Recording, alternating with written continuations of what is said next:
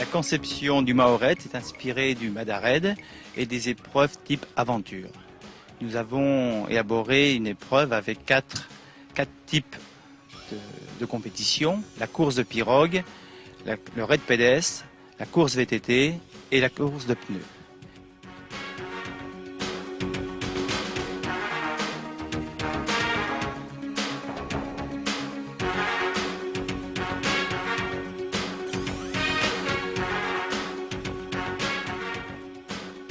Le souci du premier Mahored a été d'ouvrir cette épreuve à différents publics.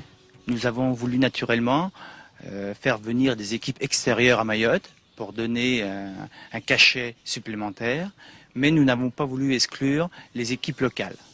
C'est pourquoi nous avons décidé de limiter à 4 équipes extérieures, 5 équipes militaires qui sont friands de ce genre d'épreuve et qui veulent s'affirmer dans la population mahoraise, et de donner donc à 11 équipes locales la possibilité de découvrir cette nouvelle épreuve. Appel des équipages brévés. On pousse pour que ça se déroule. Pour que l'épreuve se déroule bien, je vous demande d'appliquer quelques règles de sécurité simples. Alors, votre course se déroulera à partir de Bouillère. Ça y est, c'est parti. La course de pirogue, parce que nous utilisons un outil de travail des Mahorais, et nous avons voulu que cette course se déroule entre la petite terre et la grande terre. Elle symbolise le flux des personnes entre Mamoudzou, la nouvelle capitale, et l'ancienne capitale qui était Dzaoudzi. Donc la première étape c'était de petite terre à grande terre, la traversée, 2 km 200. Disons que je vais insister un peu parce que c'était du spectacle. Nous avons terminé dernier. Pourquoi dernier? Parce que on a choisi une pirogue qui était tellement légère, qui prenait l'eau. Enfin, on s'est noyé 3 fois. Bon, sans commentaire. Bon, mais enfin, ce sont des petits aléas. Sur la partie pirogue, il y a des petits détails qu'il faut pas négliger. Et moi, je pense aux fameux alizés. Les alizés, donc, nous les avions du côté gauche, en venant de petite terre à grande terre, et nous avions un balancier qui se trouvait du côté des alizés. Ça, c'est des détails qu'il faut pas négliger. Ça se passe la veille ou l'avant-veille. Il faut trouver une pirogue qui soit aménagée. Là, nous avons commis quelques maladresses. Au point de vue de l'organisation, c'est pas une petite affaire parce que il faut donc des gens bénévoles et compétents. Ici, il y a tout ça. Seulement, il faut insister dans certains points, notamment au niveau du balisage.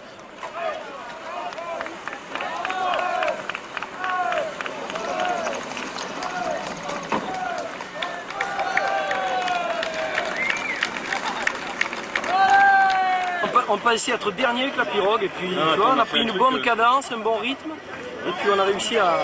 C'était l'épreuve que vous redoutiez le plus? Ah oui, c'est celle qu'on craignait vraiment le plus. Avec la course de pneus quand même. On y va parce que... Bon, après course à pied, ça devrait à peu près aller.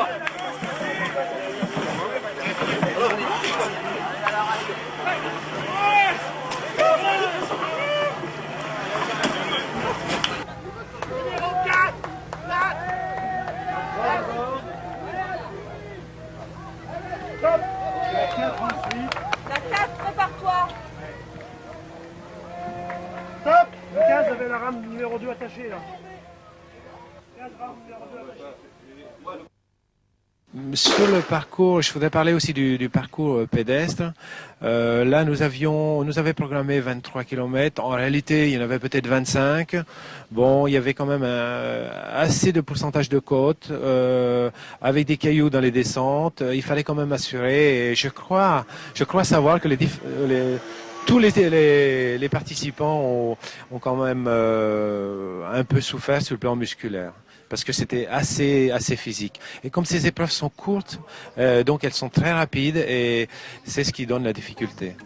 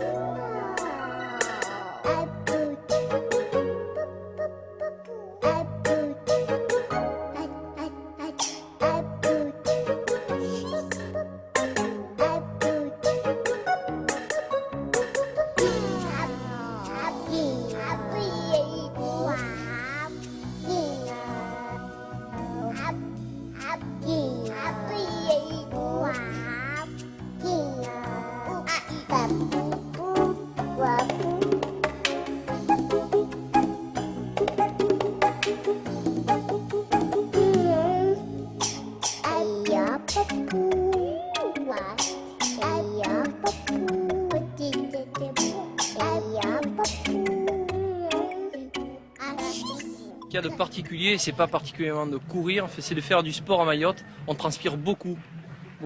Et d'ailleurs, Jean-Louis s'est occupé des 2 autres coureurs et de les faire boire régulièrement. On a bu entre 6 et 8 litres durant les 2h30 et quelques de course. Et donc, l'ordre du jour, c'était de boire au maximum.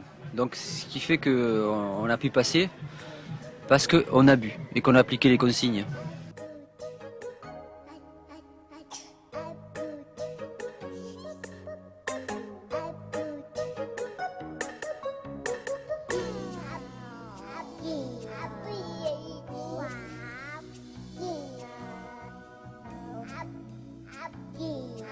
Pour tout le monde, c'est notre première aide. Donc c'est l'inconnu pour nous. Et c'était l'inconnu sur le parcours pédestre parce qu'on ne savait à aucun moment à quel niveau on était au niveau kilométrage. Donc pour gérer l'effort, c'était hyper dur, quoi.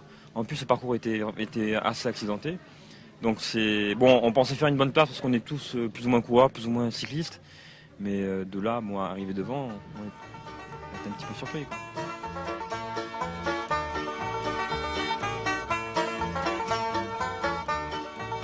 Nous nous sommes beaucoup entraînés. On a fait quand même pas mal de l'endurance parce que le soir on s'entraînait puisque nous comme on dit maman, alors donc et puis elle travaille, donc on s'entraînait le soir quand on pouvait. Hein, en équipe de 4, on faisait des 10 km le soir pour avoir après de la résistance. Donc. Il a été convenu que la direction de la jeunesse et des sports s'occupait uniquement du contrôle de la course et supervisait la sécurité. Donc le DEM, les forces armées se sont chargés d'une part de la sécurité de la course, du soutien santé conjointement avec la DAS et la jeunesse et les sports, et aussi du soutien logistique de la nuit à Dzoumogny.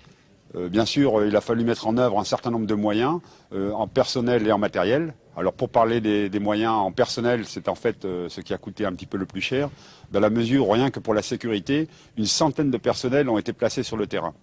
Bon, il faut savoir, pour vous rendre compte un petit peu de l'importance des moyens mis en œuvre, qu'il y avait sur tous les tronçons non praticables par les véhicules, un jalonneur chaque kilomètre, et ces personnels étaient munis d'un poste radio.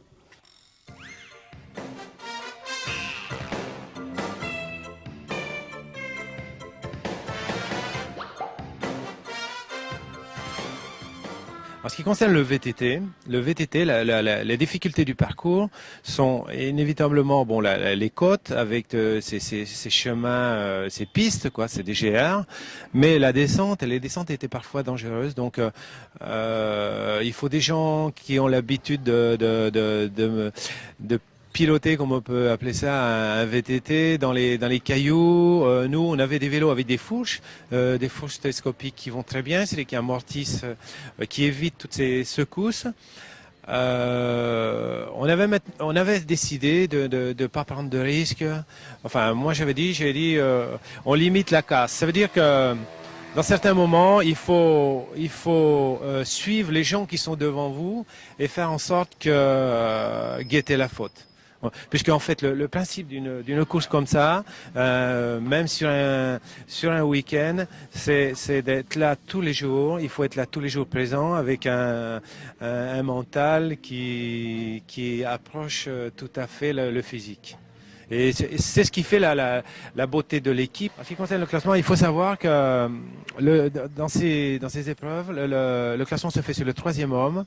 Et donc, il est très important de suivre la progression du 3e homme ou même du 2e de façon à régler la vitesse de course, quelle que soit la discipline, de façon que le 3e ne soit pas éliminé bêtement. Il faut savoir également que donc il y a 3 équipiers, le classement c'est le 3e homme dans les différentes épreuves, mais on a un joker. Ce joker, il sert à quoi? On l'utilise que dans les moments où si un des équipiers pour une raison ou une autre est en difficulté, on utilise son joker. La course était bien, était super organisée en plus. Mais ce qu'a fait mon équipe, on était allé juste pour faire l'ambiance, parce que j'étais dans une équipe de Bakoko. Lille se prête très bien à ce genre d'organisation et j'espère qu'elle se fera en 1995 parce que il y a encore plein de choses à découvrir ici. Et puis ça donne quand même une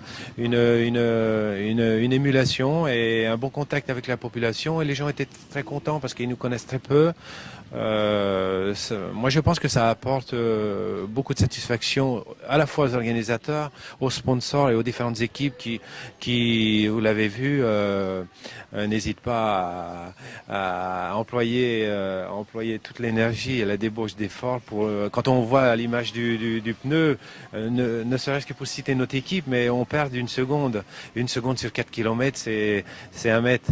C'est un mètre. Bon, ben, ça veut dire que les légionnaires se sont défoncés, excusez-moi l'expression, mais de la même façon que nous.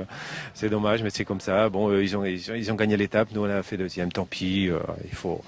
Il faut savoir qu'on a fait une belle prestation. Et puis, encore merci aux gens de Mayotte et encore merci à tous les gens qui nous ont aidés à accomplir ces exploits.